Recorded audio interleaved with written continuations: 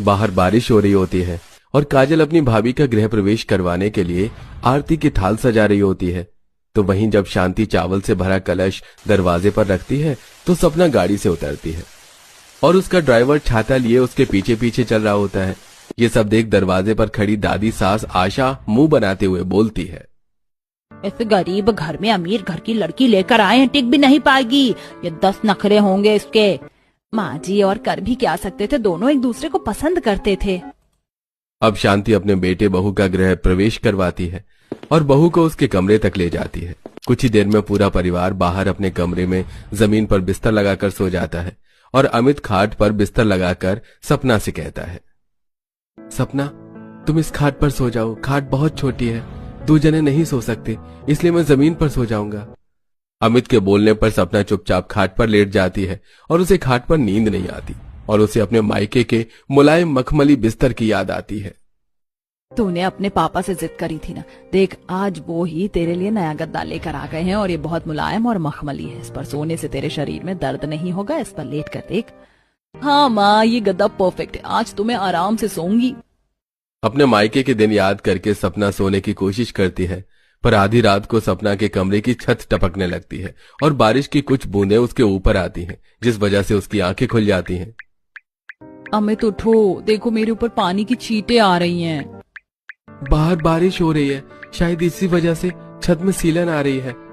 सपना, हमारा घर बहुत पुराना है ना, इसलिए छत टपक रही है, पर तुम मेरी तरफ अपनी खाट करके सो जाओ, इधर बारिश का पानी नहीं आएगा।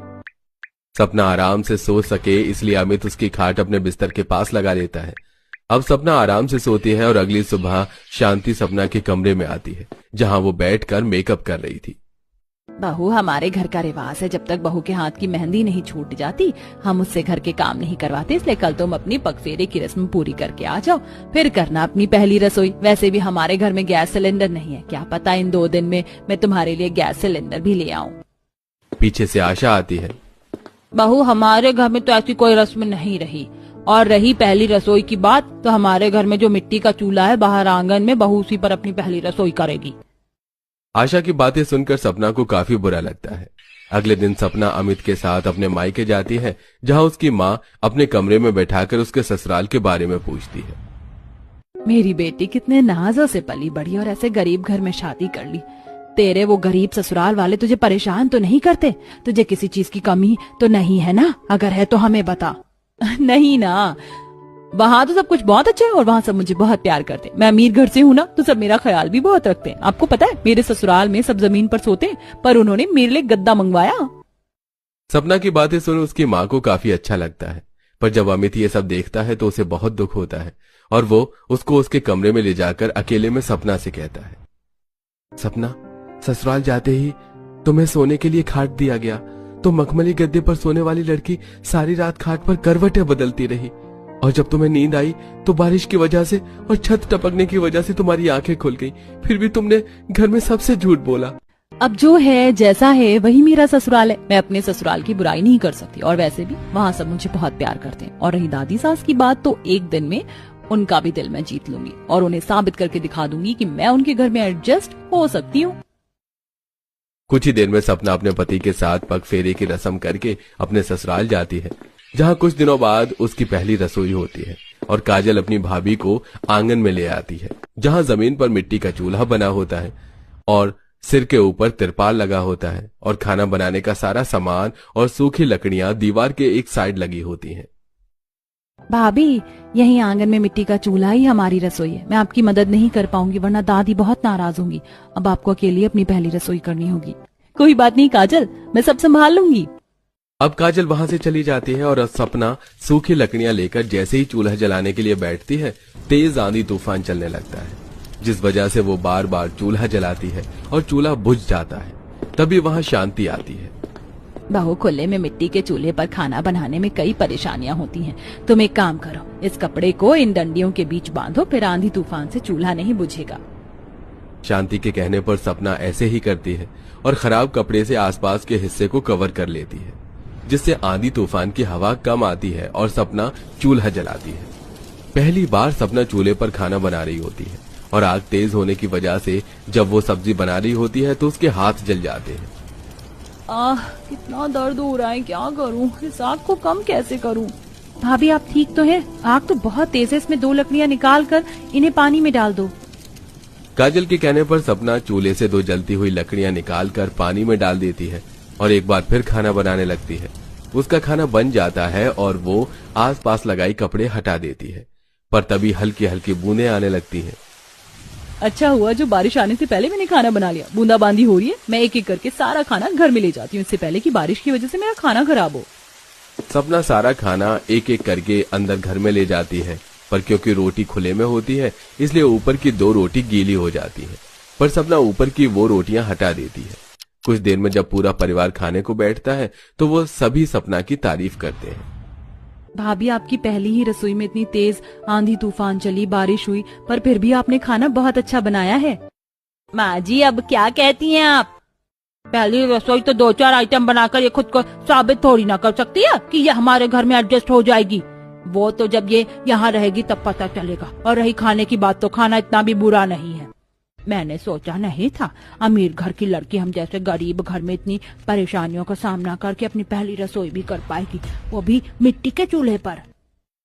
आशा मनी मन सपना की तारीफ करती है, पर किसी के सामने जाहिर नहीं होने देती। इसी तरह 2 दिन बीत जाते हैं और बेचारी सपना आंगन में मिट्टी के चूल्हे पर ही खाना बनाती है। और जब खाना बन जाता है तो शांति के साथ आशा आती है और उसे ढेर सारे कपड़े धोने के लिए देती है। खाना तो तुमने बना लिया, अब कपड़े धोकर दिखाओ, वो भी हाथों से। हमारे यहाँ वॉशिंग मशीन तो नहीं है। कोई बात नहीं दादी सासू माँ, मैं धो लूंगी। मुझे कपड़े धोने नहीं आते, कैसे करूंगी मैं? इतना कहकर सपना कपड़े उठाती है और नलके पर लेकर जाती है। पसीना धूप से परेशान वो नलका चलाती है और फिर हाथों से रगड़ कर कपड़े धोती है। और ये सब आशा छुप कर देखती है। जैसे जैसे कपड़े धोकर सुखाकर वो अंदर जाती है, फिर तेज हवा चलती है और कपड़े गंदे हो जाते हैं। अब सपना बेचारी उन्हें फिर धोती है। जहां सपना परेशान थी वहीं आशा उसकी लगन देखकर खुश थी और आखिरकार उसके कपड़े सूख जाते हैं।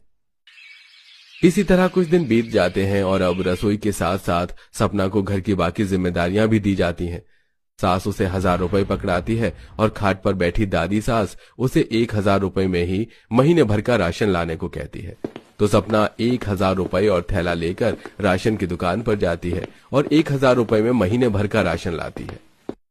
देखिए दादी सासू माँ, मैं सारा राशन ले आई और ये 50 रुपए भी बच गए। मैं सस्ता और अच्छा सामान लाई हूँ, देख लीजिए। इतना कहकर सपना कमरे में चली जाती है और दोनों सास मिलकर सामान देखती हैं। जहां शांति खुश होती है वहीं दादी सास हैरान हो जाती है। वहीं कमरे के दरवाजे से ये सब सपना देखती है और मन में कहती है, भला हो उस औरत का जिसने मेरी मदद की, अब तो दादी सासू माँ मुझे अपना लेंगी। बारिश में मिट्टी के चूल्हे पर पहली रसोई, फिर ढेर सारे कपड़े धोकर और 1000 रुपए में राशन लाकर सपना ने दादी सास को थोड़ा बहुत तो इम्प्रेस कर लिया था, पर अभी तक उन्होंने सपना को अपनाया नहीं था। इसलिए वो कोशिश करती रहती है और बारिश से लड़कर मिट्टी के चूल्हे पर खाना बनाती रहती। पर आज जब सपना खाना बनाने के लिए जाती है तो बहुत तेज बारिश होने लगती है और बारिश से बचने के लिए सपना अमित से कुछ बड़ी पन्नी मंगवाकर तिरपाल के नीचे एक टेंट बनाती है जिससे पानी अंदर नहीं आता। कर लिया मैंने बारिश से बचकर खाना बनाने का जुगाड़। अब मैं आंगन में लगे इस टेंट में आराम से खाना बना सकती हूँ, पर सामान रखने की कोई जगह नहीं। सारा सामान जमीन पर होता है और बारिश की वजह से जमीन पर पानी जम जाता है। जमीन पर जमा पानी देख सपना खड़े होकर आसपास देखती है और उसकी नजर 2 खराब लोहे की टेबल पर पड़ती है जो उसके एक पड़ोसन के घर के बाहर होती है। अमित जी, आप उन आंटी से उनके वो खराब टेबल मांग लीजिए ना, मेरे बहुत काम आएंगे। पर आखिर वो खराब टेबल तुम्हारे किस काम का? पर कोई बात नहीं, मैं अभी मांग कर लाता हूँ। अमित बारिश में भीगता हुआ बाहर जाता है और पड़ोसन से उसका खराब टेबल लेकर आता है। जहां सपना उस खराब टेबल को अपने टेंट के अंदर ले जाती है, उसको मिट्टी से लीपती है और फिर उसे सुखाकर उसके ऊपर चूल्हा रखती है और फिर पानी साफ कर आराम से खड़ी होकर खाना बनाती है और बना हुआ खाना दूसरी टेबल के ऊपर रखती है। जिसके बाद वो अच्छे से अपने टेंट किचन को सजाती है ताकि वो बारिश की वजह से खराब ना हो।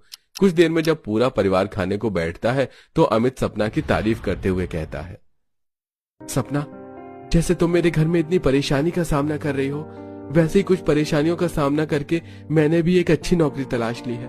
अब एक एक करके घर में वो सारी चीज आएंगी जिसकी तुम्हें जरूरत है। तेरी बीवी ने ऐसा भी कौन सा तीर मार दिया जो तू उसकी इतनी तरफदारी कर रहा है?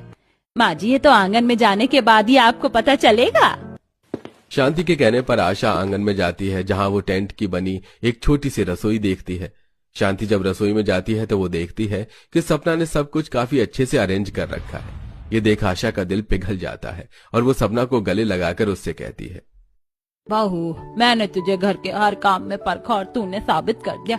एक अच्छी बहू अमीर घर से आया गरीब घर से, वो घर को अच्छे से संभालना जानती है।